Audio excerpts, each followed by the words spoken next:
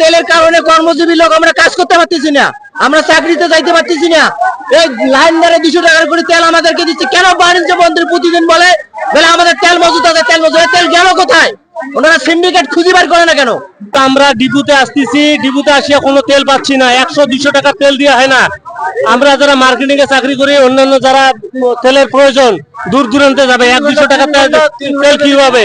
এটা সিন্ডিকেট কোথায়, এটা কি ঘটনা হইতেছে, এটা আমরা প্রশাসনের কাছে জানতে চাই, আমরা সরকারের কাছে জানতে চাই, নাহলে একটা বৃহত্তর আন্দোলন তৈরি হবে। দেশ কেন করে চলবে এইভাবে? কৃষক মল হিনে গাড়ি এলো মল, কৃষক মল, লেবার মল, সবাই মারা গেল।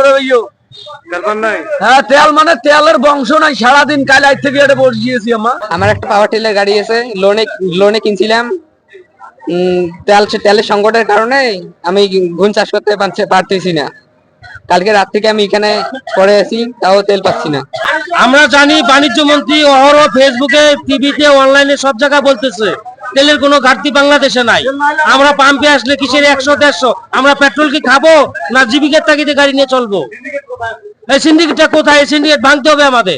আমরা বুড়িমারি থেকে ঢাকা মহাসড়ক পর্যন্ত, আমাদের নারায়ণগঞ্জ পর্যন্ত আমাদের গাড়ি চলে, কিন্তু দুঃখের বিষয় আমরা এদের আগে 1 সপ্তাহ থেকে গাড়ি বন্ধ, এ যাবতও গাড়ি বন্ধ। আমার গাড়ি কিস্তির গাড়ি, আমরা কোম্পানিকে যে কিস্তি দেব এও ব্যবস্থা পাইতেছি না। আমাদের গাড়ি আজ মোটামুটি এই যে রাস্তার মাঝে ড্রাইভার হেল্পার সবাই মিলি 1 সপ্তাহ ধরে আমরা এখানে ঘুমিয়ে আছি। পাম্পে যাই, বিভিন্ন পাম্পের সাথে যা কথা বলি, বলে যে তেল নাই, সবাই বলে তেল নাই। এখন দেখা যাচ্ছে যে আবার এই তেলটায় বিভিন্ন রূপে বিভিন্ন জায়গায় ওই দাম বৃদ্ধি করি বিক্রি করতেছে।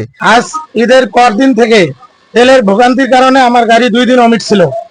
গত রোববারে আমার গাড়ি এখানে সারা রাত থাকার পর সকাল 8:30 পর্যন্ত থেকে আমি তেল না পেয়ে ফেরত গেছি। পরে 2 গাড়ি তেল এক গাড়িতে কইরা আমি 1 গাড়ি পাঠাইছি চট্টগ্রাম ফটিকছড়ি। এরপর প্রতিদিন এখানে 50 লিটার করে তেল দেওয়া হয় আমাকে।